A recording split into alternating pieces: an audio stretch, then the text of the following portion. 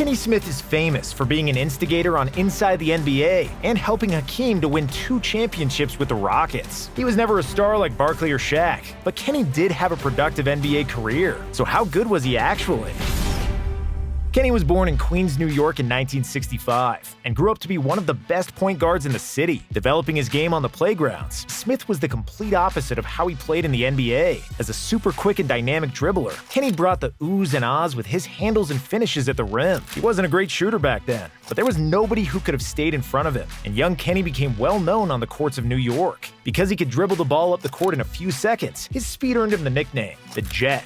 But due to his small stature of only 6'2" and 165 pounds, Smith realized he'll need to develop an outside shot to be effective at the college level. So he started using Bobby Lewis's dribbling and shooting drills, and Smith swears that Lewis, the former All-American and a great NCAA scorer, is probably the main reason for his later success in the NBA. As a high school senior, Smith was named a high school All-American and selected to play in the 1983 McDonald's All-American game. Then after graduation, he enrolled at the University of North Carolina under Coach Dean Smith, where he became a teammate of some guy named Michael Jordan. Smith was one of the only freshman point guards who started on an NCAA team. He led the Tar Heels in assists with 5 per game, along with 9 points. They had a 28-3 record, but lost to Indiana in the regional semifinals. Without Jordan, who left for the NBA, Kenny Smith's numbers increased to 12.3 points, 6.5 assists, and nearly 2 steals per game, and he helped the Tar Heels reach the Elite Eight. In 1986, Kenny represented Team USA in the World Cup and was arguably the best player on a team that also had David Robinson, Steve Kerr, and Muggsy Bogues. In the finals against the Soviet Union, Kenny led all scorers with 23 points, and his layup over Sabonis in the final seconds pushed the Americans to a tight 87-85 victory. As a college senior in 1987, the Jet became the undisputed leader and the best player on the Tar Heels, averaging 17 points and 6 assists per game. His final season was also the first season NCAA added a 3-point line, and Smith made over 2 threes per game with 41% accuracy. He led North Carolina to another Elite Eight and was a consensus first-team All-American. It was finally time to put his name in the 1987 NBA Draft. Kenny got selected 6th overall by the Sacramento Kings, in front of future All-Stars like Reggie Miller, Mark Jackson, and Horace Grant. Despite being coached by 11-time NBA champion Bill Russell, Kings sucked. Kenny was decent, with 14 points and 7 assists on average, which earned him the selection to All-Rookie First Team. As an NBA sophomore, the Jet improved to 17.3 points and 7.7 assists, which were almost the exact same numbers as Isaiah Thomas, who was an All-Star and won the championship that year.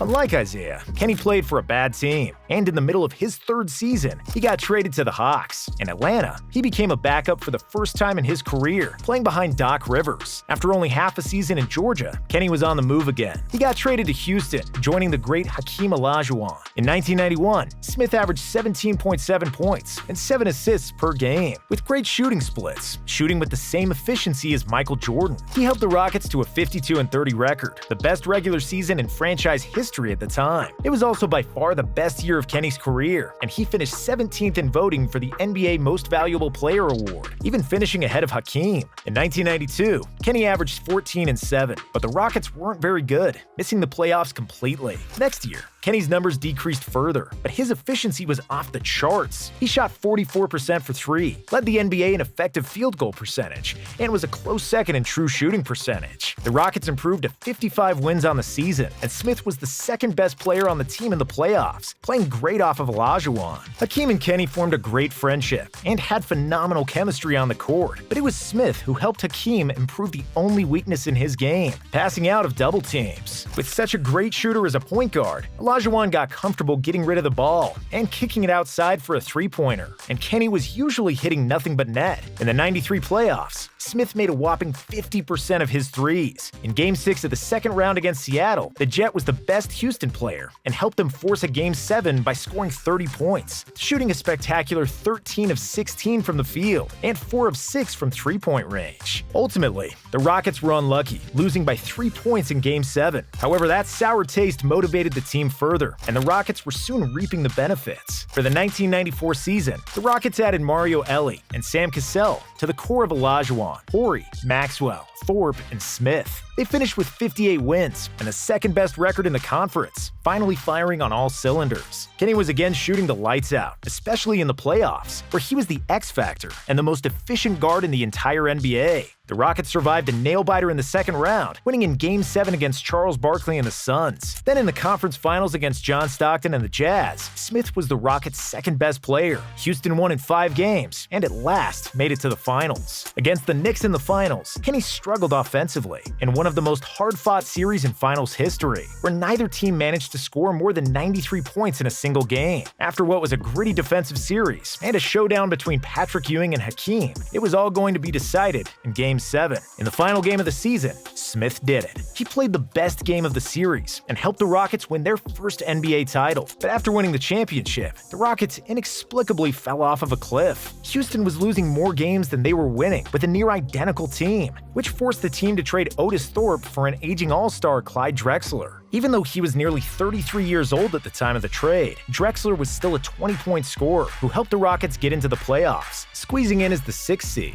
Because they struggled all season long, nobody expected the Rockets to make it far in the postseason. As a matter of fact, Houston barely made it out of the first round against the Jazz, with Kenny shooting 55% and almost unbelievable 63% for 3. Then in the second round, the Rockets were again on the brink of a defeat, losing to the Suns in the final seconds of Game 7, until Mario Elie hit a game-winning 3, which will forever be remembered as the kiss of death, and the Rockets advance. Versus the Spurs in the conference finals, Olajuwon continued his personal vendetta against David Robinson, pushing the Rockets to a 4-2 series win and another berth to the NBA Finals. Against Shaquille O'Neal and the Orlando Magic, Kenny had the most famous game of his NBA career. But before Kenny's shining moment, everything looked bad for the Rockets. They were losing by 3 points in the final seconds, and Nick Anderson had 2 free throws. He only needed to make 1 to win the game for the Magic. However, Nick Anderson missed both, but then caught his own rebound and got fouled again. But Anderson couldn't handle the pressure, and miraculously for Houston, he missed 2 freebies once more, giving the Rockets a sliver of hope to tie the game with a 3. With a few seconds remaining, Kenny got the ball, pump faked, and launched a 3 that went in to send the game to overtime. In OT, Hakeem made a game-winning tip to steal Game 1, but Kenny was the hero that night. Smith finished with 23 points and 9 assists, with 7 made threes, which was an NBA record for threes made in the finals that stood for 15 years. The Magic never recovered after that Game 1 loss, and the Rockets swept the series to become back-to-back champions. Unfortunately, the success didn't last for long, because in 1996, Kenny's persistent knee problems started taking their toll, and he started losing more playing time to Sam Cassell. In 1997, the Rockets traded him to Detroit, but Kenny wasn't healthy enough to play NBA basketball anymore, and he only played 9 games for the Pistons. In that same season, he got traded to Orlando, where he appeared in just 6 games, and then to Denver, where he played 33. Following the 1997 season, he retired at the age of 31, and in 1998, he joined Ernie Johnson behind the desk of Inside the NBA, where he's been thriving ever since. His playing career can be divided into 2 parts, before the injuries that made his knees famously crooked, and after the injuries. In his high school, college, and early NBA days, he was really the Jet, one of the fastest and most explosive point guards of his era. A 6'2" Smith even appeared in 2 dunk contests, in 1990 finishing as a runner-up. The second part of his career will forever be remembered for his shooting, intelligent playmaking, and leadership on a winning Rockets team. He was on the cusp of being an all-star in his athletic prime, and if his knees weren't so banged up, he could have probably made the all-star team once he became a deadly shooter from the outside. The Jet was never a superstar, but he was a great complementary player to Michael Jordan and Brad Daugherty in North Carolina, and then to Hakeem in the NBA.